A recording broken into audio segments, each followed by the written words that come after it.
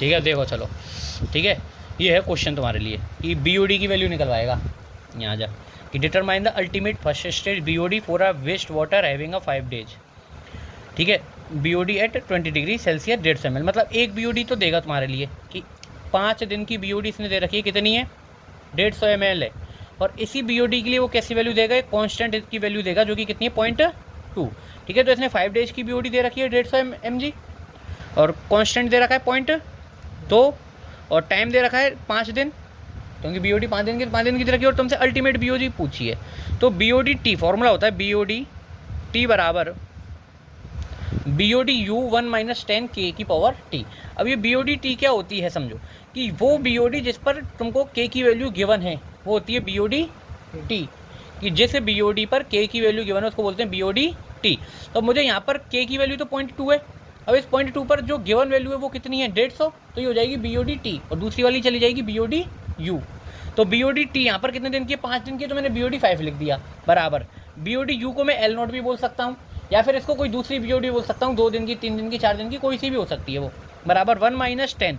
अब K की power 0.2। अब समझो यहाँ पे फॉर्मूले में या तो 10 आएगा या E आएगा, बेस में या तो 10 आएगा या E आएगा, मतलब 2 फॉर्मूले हो सकते हैं कि BOD U 1 - E की पावर -K KT, या फिर BOD U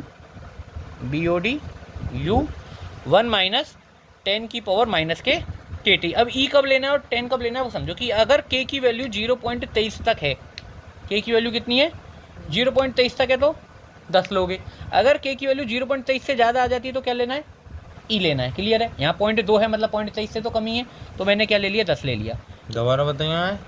K की वैल्यू अगर 0.23 तक है तो ये फॉर्मूला में 10 आएगा, और K की वैल्यू 0.23 से ज़्यादा चली जाती है तो फॉर्मूले में क्या आ जाएगा, E आ जाएगा। तो यहाँ पर मैंने रख लिया 0.2 का इससे गुणा किया तो -K1 आ गया, इसको पूरे को सॉल्व कर लिया, यहाँ से मुझे L0 मिल गया, और L0 क्या है मेरा, वही BOD अल्टीमेट फर्स्ट स्टेज किया। हो गया सवाल खत्म।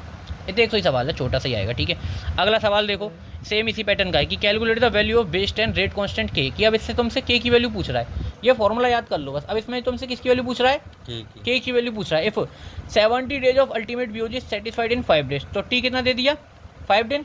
अब इसने क्या दिया तुमको, 70% ऑफ अल्टीमेट BOD दिया हुआ है, मतलब BOD T कितना है, 70% ऑफ BOD U। क्या बोल रहा है, 70% ऑफ अल्टीमेट BOD करनी है, तो BOD T कितना हो जाएगा, 70% ऑफ BOD U। तो BOD T मतलब 5 दिन के लिए निकाल रहा हूँ, तो BOD 5 बराबर 0.7 BOD U।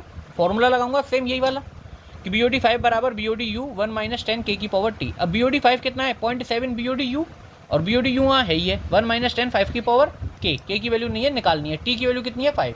तो BOD U से तो BOD U कट गया, यह आ गया 0.70, 1 - 10 K की पावर -5 के। अब ये माइनस किए तो इधर भेज दूँ, और 70 को इधर ले आऊँ, तो 10 की पावर -K 5 के बराबर 1 - 0.70, 0.30 आ गया। अब यहाँ 10 बेस है, तो 10 बेस को हटाने के लिए मैंने यहाँ log 10 ला दिया।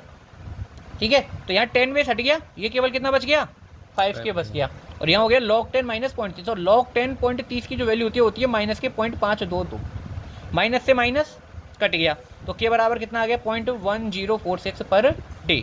तो ये वैल्यू खत्म। अगला क्वेश्चन देखो कि BOD of waste water is 200 ml is 20 degree Celsius. 20 degree Celsius पर उसने BOD दे रखी है 5, और इसके लिए K की वैल्यू दे रखी है, और BOD 10 पूछा है, तो BOD 10 तुम्हारी बन जाएगी BOD U। अब ये BOD U क्यों बनाई हमने, ये इसको BOD T क्यों नहीं बनाया, क्यों, क्योंकि ये जो BOD है इसके लिए मुझे K की वैल्यू नहीं पता। मुझे K की वैल्यू किसके लिए दे रखी है उसने, BOD 5 के लिए दे रखी है, इस वजह से मैंने इसको BOD T बनाया, इसको BOD U बनाया बस। BOD 5 बराबर BOD 10 1 - 10 K की पावर T। यहाँ पर भी 10 आए क्योंकि